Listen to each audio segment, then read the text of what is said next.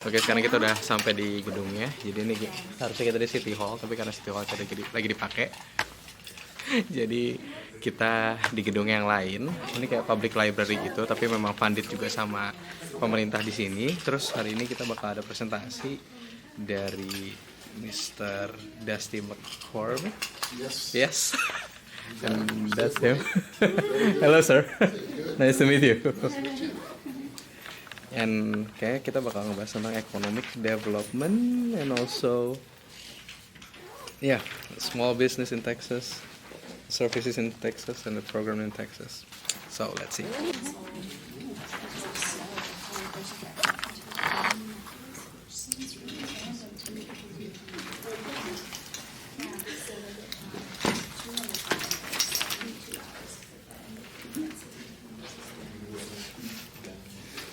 We're roaring into the future, trying to get to be the 10th fastest, 10th largest city. So that means we're growing by leaps and bounds.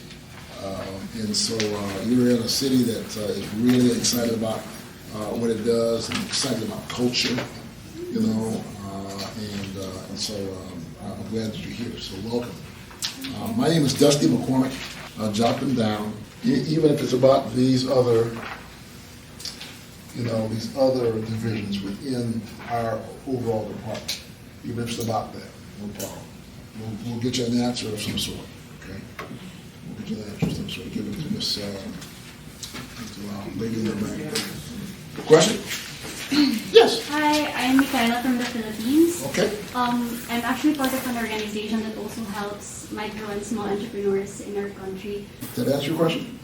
I'd actually just like to add, it's interesting that you mentioned about lack of funds because I'm actually working for a microfinance institution. So we provide microfinancing to micro and small entrepreneurs because it's the same issue in the Philippines also with lacking. Right. That the program, the small business, the Veterans Business Initiative, is a micro lending program. Okay. I think it's 5,000. I think the max. Yeah, I'm Renz from the Philippines. I also work with small businesses in our country. Yeah. I was wondering, what are the collaterals that you ask these small businesses for when they access credit? Do you require them to have a percentage of the revenue or their profit? Good answer. Good question. What we do is we always require that they have to put skin in the game. Skin in the game. Yeah. Right? Your own money. If you put your own money in the game, guess what? You're more apt to watch your money and how it's spent, right? Yeah. You're looking at it. It's all I got, so you're more apt to watching it, okay? If you put no money in the game, well, you're just kind of like, okay, they gave me some money and, I'm concerned, but, I don't have anything to lose, okay? So we require 10%, no matter what it is, no matter how much it is. But what we also do in the 10%, if we have a deal that is part of a building and maybe it's on a piece of land and you're going to finance your business plus the acquisition of the land and the building. Well, guess what? Maybe you own the land. And you say, well, I own the land, but I don't have a lot of cash. We'll utilize what you have in terms of the value of the land as part of your down payment for your part of the 10%. So that gives you a leg up. The banks would say, no. We want the 10% in cash. We're saying, no, they've got land. They've got it already free and clear. So let us allow that. We'll take that portion of the loan. We'll cover that. And you cover the other part that you feel comfortable in covering. And so we help bridge the gap. We help bridge the gap so that we bring the entities together. And sometimes there are more than one. There's City of Austin, there's British Bank and Trust, Chase Bank, and then there may be another people fund. There may be 3 or 4 financiers in your deal, and so that's how we generally do it here at the City of Austin. You go out on the market, you're going to get that. Okay, yeah, we'll give you some money, but we want 40%. Got it. Another question. Since we were talking about the brick and mortar shops and the traditional business, I'm curious if you also have a program for tech startups, like software as a service, And can you also share if there's like a lot of success stories of like tech startups in Austin? Yeah. Yes. The answer to your last question, there are a lot of success in tech startups in Austin. Austin is a tech center.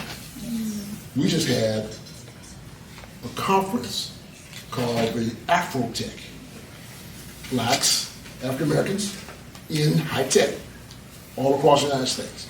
And they came to Austin to have a conference next year this time, okay? Secondly, South by Southwest, a portion of South by Southwest activities is around tech, cultural art tech, high tech, all kinds of tech, you know what I'm saying? So, you know, and again, we are a tech city. I mean, you know, we got 2 Samsungs, Asian district, and it's part of the city of Austin, that innovates and researches and puts out information about new ways of doing things in high tech. You come along, oh, I like that. Okay, boom, let me have that. You know, you run with it, and then you create what it is that you need to create, and then you may go to IC Squared, and then they get you all the backing, get you the venture capitalists, you know, that type of thing. As long as you're, you know, generating, they do a lot of that. Now, we don't do much in the high tech arena. We're just, you know, we're kind of more mom and pop. Hello, sir. Nice to meet you. I'm Bernhart from Indonesia. So basically, I really love the city. And could you please go to slide number 7? Yeah, I'm curious there because like there's profit, loss, income, and expense in the industry in the Austin, right? Mm-hmm. So like the EBITDA specifically in 2016, it's 14,000, and in 2017, it's 14,000 again. So it's like fluctuative. Like EBITDA. So like what happened there? Like what happened to the industry? Which industry are you talking about? Are you talking about like this is like the overall industry, right? You know, I don't even know what that. You know what the EBITDA is? Yeah, it's related to the earnings before tax. yeah. Yes. Come up here. Earnings before tax. Yeah. Interesting. Yeah, because like it's really fluctuative and it's not because of COVID. So what happened Right. there? This Right. is, wait. This is coming from a report. So this is from BizMiner. Mm-hmm. And what you do, you would ask the small business program for a report in your industry. And when you get the report, you'll get a profit and loss statement. Got it. You'll get a balance sheet. And you'll get some financial ratios. Yeah. And it's a 5-year projection. So the 5-year projection. Oh, it's a projection. Yes. This is not a report. This is part of the report. Yes. This is not an actual data. Actual what? This is an actual data or not actual data? It's not, well, it's a snapshot of what was run Yeah. at some point in time. We use it as an example. I What they see. do is, if like restaurants, they don't take every restaurant in Austin. Huh? They'll take a handful of restaurants. You can get restaurants with that make a lot of money. You can get restaurants that make like under a small amount of money. And let's say there's a couple hundred. They'll take 20 of those restaurants and they'll put the average together, and they'll make this report. Yeah, I understand that. That's why I asked why the number is decreasing in 2016 and decreasing again in 2017 and it increasing in 2018 quarter 2, right? Yeah. So, like- not sure about the numbers. Yeah. What's going like Because that. like I really love the city, like how the business going, and I would really like to, let's say I want to open a business here. What's the capital needed, and what is because like you say that this city needs lots of jobs, right? So like what is the main expertise of people here? So like let's see that Asian country want to invest or open a business here.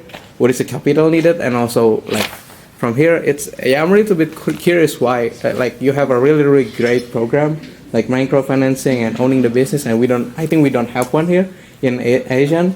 But like there's a decrease there, so there is something there, right? This is for a certain industry. I'd have to go back and see what I put in there. Sure. This could be for like restaurants or food trailers. This is not for overall small business in those. Okay. This is just for. Yeah. I just Certain put it out. segment, a certain Yeah. segment. It I could think have it's the been. roofing industry. It says roofing contractors. Oh, Only roofing? Yeah. Yeah, because it's roofing contractors industry. Yeah. Let's just sample data. so, Okay. and roofing contractors, Thank you. that's based upon, But roofing is like impact everything, you know, because like it's housing, right? Yeah, that's why. Not stereotype. Not about Contractors. construction of housing, Yeah, but not restaurants. yeah, See what I'm saying? Yeah. There's a difference. Or construction of apartments, but not necessarily in providing a service or product like clothing. yeah. You know, so anyway, so it's interesting. Yeah. So we'd have to do some research to find out where we came with the numbers. But we wanted you to have an understanding that that's what it is. It gives you a projection across the industry, Yeah. snapshot in time, and you get these things here back. And it gives you an opportunity to take a look and see what's going on, salaries, office compensation, gross margin, all that kind of stuff. Yeah, and for foreigner, like how much capital do we need to open a business here? That just depends. It depends on it depends on the kind of business. Let's say like a food truck with like Franklin. What do you think, Danny? Food truck? To start a food truck? Yeah. What do you think? You'll need to buy a food truck.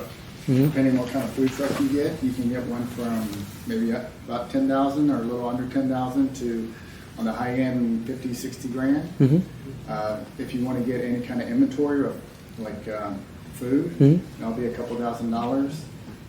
To get the equipment inside, that'll be another couple $1,000s. So you could probably start one for under 25, 30,000 on the cheap end. Okay.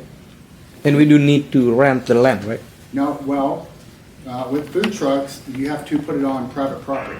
I see. So private property is not government property. You can, like restaurants, churches, parking lots for businesses, you would go and make a deal with them. Say, hey, you serve adult beverages, and I serve food. Let me park here, and we can work out a contract with them. So it's like 30 until $50,000. You could, yes. Okay. If you're looking to go like a high end, like you need to buy a truck and you need to paint it and you want to do stuff to it, buy tables on the outside, it'd be a little bit more money. Okay, thank you, sir. And the last one, what is the city people expertise? Like in what is the main industry for the people who search for a job? Like what is their main expertise? People who are searching for a job. Yeah. I mean, well, that depends. I remember a time when, we're not a say for instance, in Houston, we're different cosmopolitan city than Houston is. Houston is really centered around oil, shipping, okay? So it is a port city. We're not a port city, other than what we get at the airport, okay? So if they have inflation or if they have a economic hit, it may be more people that are in the oil industry I see. that may be laid off, or whatever, or than it would be in Austin. Austin would not have that much of a hit because we don't have that many people that are in oil. Okay. Now, real estate, different story. High tech, different story. Not being able to get microchips or something like that. For a while we couldn't get microchips. We got cars, even today, parked in the middle of fields, in under tents, whatever, just thousands of them because they can't move because they don't have the small microchip to run them. Yeah. So people that are in that kind of industry, they're making microchips, they're very important. Yeah. Thank you, sir. Yeah. Okay, hello sir, I'm Annie. Okay. Okay, hello sir, my name is Anita from Indonesia. So first of all, I would like to say I'm amazed with what you do for the businesses. It's really like wow for me. You have the classes and stuff. It's really great. So you do something for people, humanity. Good job. Okay, so that's the thing. So my question is, you take care like a lot of business, and then you also mentioned that you also get stuck with hiring staff. So my question, do different businesses have different rate of salary? Do you have the standard for specific businesses on the salary, because you're really concerned on hiring? That's the first question. Sure. The second question, you said that when you have that amount of profit, you need to hire another employee, right? So how how do you like make the businesses report to you in honest way on the profit? So yeah, Okay. just to. So your first question, so the salary for, say, for instance, food workers who work in restaurants is going to be different than the salary for those who are in the fashion industry. Subscribe ke bern.id. Dan jangan lupa untuk mengunduh Pranala App. Untuk video terbaru, kamu bisa klik video di kanan atas. Dan untuk video rekomendasi, bisa klik video di kanan bawah. Terima kasih.